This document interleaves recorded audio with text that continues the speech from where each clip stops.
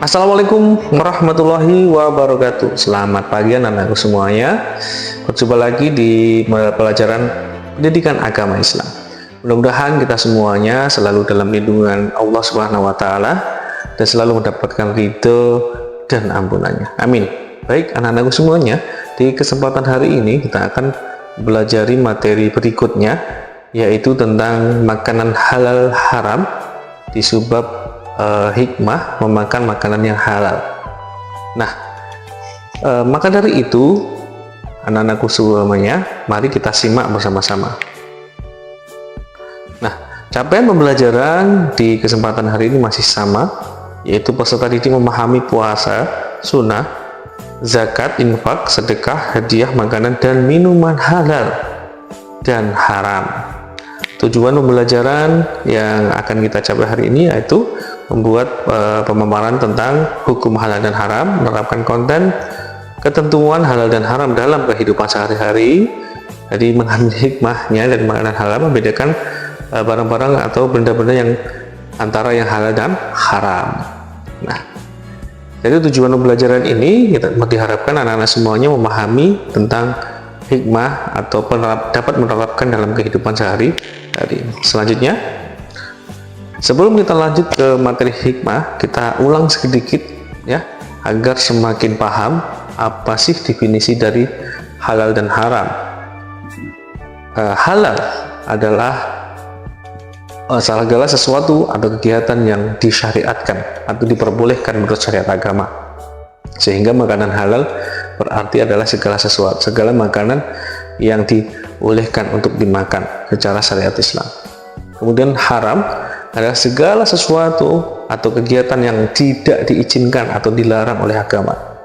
Sehingga makanan haram adalah segala makanan yang telah diharamkan atau dilarang untuk dimakan menurut agama, menurut syariat Islam. Nah, dari definisi ini dapat kita tarik kesimpulan bahwa memakan makanan yang halal pasti akan membawa kebaikan untuk kita. Dan sebaliknya, memakan barang haram pasti juga akan berdampak pada diri kita. Allah membuat sebuah aturan karena Allah yang maha mengetahui, pasti tahu maksud dan tujuannya, yang baik mana, yang buruk mana untuk umat manusia. Sehingga hal ini juga sebagai tanda seberapa taat kita kepada Allah. Baik, kita lanjutkan. Kita masuk ke materi hikmah. Tahukah kamu apa hikmah memakan makanan halal? Nah, firman Allah dalam Quran surat Al-Baqarah ayat 168 yang artinya, hai sekalian manusia, makanlah yang halal, lagi baik dari apa yang terdapat di bumi. Dan janganlah kalian mengikuti langkah-langkah setan, karena sesungguhnya setan itu adalah musuh yang nyata bagimu. Quran surat Al-Baqarah ayat 168. Allah sudah memberikan penjelasan kepada kita, sudah memerintahkan kepada kita melalui Al-Quran, melalui firman-firman yang terdapat dalam Al-Quran. Kita hanya perlu untuk mentaatinya, dan Allah pasti memiliki tujuan yang lebih baik dari apa yang kita tidak ketahui. Nah, kemudian ada 5 faedah atau hikmah kebaikan yang bisa kita tarik ketika kita menaati apa yang diperintahkan Allah, yaitu makan makanan halal. Yang pertama, menjadikan kita lebih bersemangat dalam ibadah. Karena apa? Di dalam diri kita tidak ada sedikit pun dosa ya, dari daging kita mengalir rezeki yang halal dari Allah, sehingga tanpa kita sadari diri kita itu ringan untuk melangkah, hati kita terlalu terbuka mendengar kalam-kalam Allah dan sebagainya, sehingga menjadikan kita lebih bersemangat dalam beribadah. Hal ini pun dikuatkan menurut yang ada di dalam kitab Ihya Ulumuddin yang dikarang oleh Al-Imam Al-Ghazali, yang artinya barang siapa yang mengonsumsi makanan haram, maka anggota tubuhnya akan tergerak melaksanakan kemaksiatan, baik ia berkenan ataupun tidak, baik ia mengetahui ataupun tidak. Dan barang siapa yang memakan makanan halal, maka anggota tubuhnya akan bergerak untuk melaksanakan ketaatan dan akan diberi pertolongan untuk melakukan kebaikan. Nah, inilah yang dipaparkan oleh Al-Imam Al-Ghazali dalam kitabnya yang sangat terkenal, kitab Ihya Ulumuddin, halaman 104.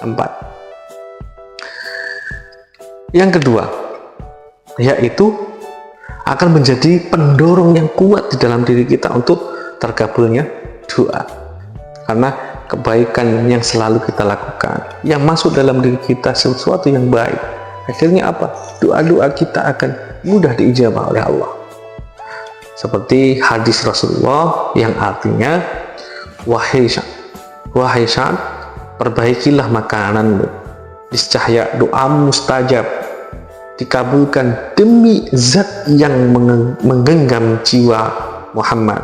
Sesungguhnya seorang hamba yang melemparkan satu suap makanan haram ke dalam perutnya, maka tidak diterima amalnya selama 40 hari.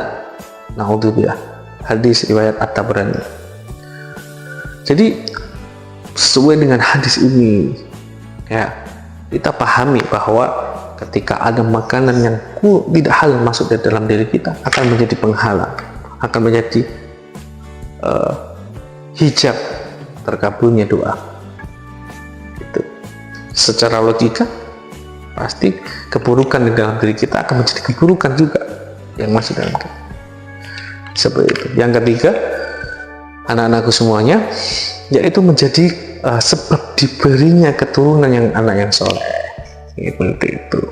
Jadi karena kebaikan yang selalu kita makan itu pasti akan menurun ke anak-anak kita, ya. Maka dari itu, anak-anakku yang soleh dan solihah, mari kita semangat untuk selalu berusaha, ya, membuat kebaikan dari kecil. Nanti ketika dewasa akan terbiasa, ya, tidak mengambil barang yang tidak bukan miliknya, jujur, ya, akhirnya ketika menjabat tidak korupsi dan sebagainya. Hal ini dikaitkan menurut Syekh Abdul Qadir Al-Jilani dalam kitabnya Al-Wiyah, kala tampak tanda-tanda kehamilan wanita, hendaknya suami menjaga makanannya dari yang haram dan yang subhat, agar anaknya dapat terbentuk atas pondasi di mana setan tidak dapat menjangkaunya. Alangkah baiknya jika kebiasaan menghindar dari makanan yang haram dan subhat dimulai dari saat proses pernikahan dan terus berlangsung sampai kelahiran anak. Jadi sejak dini, sejak masih di dalam buayan ibu, ya, ketika kita sudah dibiasakan untuk memakan makanan halal, akhirnya setan tidak akan bisa mendekat ke dalam diri kita. Maka dari itu, anak-anakku, mari kita sejak kecil biasakan untuk memakan makanan yang halal, ya. Kita lanjutkan yang keempat, yaitu faedahnya adalah menjernihkan hati, ya. Mengkonsumsi makanan halal juga berfaedah menjernihkan hati. Kejernihan hati dapat melebur segala penyakit hati serta dapat memunculkan berbagai jawaban atas segala kegundahan yang sering dialami, seperti dijelaskan di dalam hadis Rasulullah SAW. Barang siapa yang memakan makanan halal selama 40 hari, maka Allah akan menerangkan hatinya dan akan mengalirkan sumber-sumber ilmu hikmah dari hatinya pada lisannya. Hadis riwayat Abu Nuaim. Anak-anakku semuanya, mari kita selalu semangat untuk berusaha, ya, menguatkan hati kita, ya, untuk menahan diri kita dari hal-hal yang dibenci oleh Allah. Yang terakhir, manfaat ketika kita selalu membiasakan diri makan makanan yang halal, yaitu sebagai obat dari beragam penyakit. Masya Allah.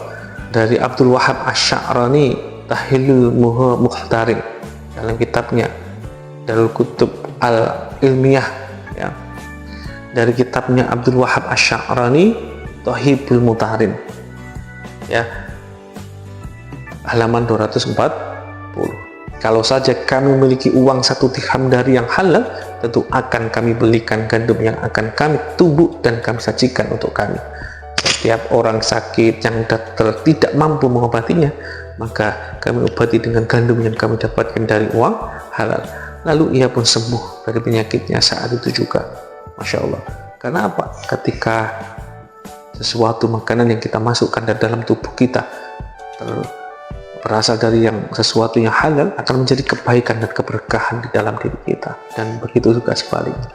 Maka dari itu anak-anakku semuanya, mari kita selalu membiasakan sejak kecil untuk memakan makanan yang halal. Wallahu a'lam bishawab. Mudah-mudahan kita selalu mendapatkan lindungan dari Allah dan mendapatkan kebaikan-kebaikan dari makanan-makanan yang halal yang kita konsumsi setiap hari. Mudah-mudahan kedua orang tua kita selalu diberikan rezeki yang halal, keselamatan, kesehatan dalam berjuang untuk memberikan nafkah kepada kita. Amin Allahumma amin. Al-Fatihah.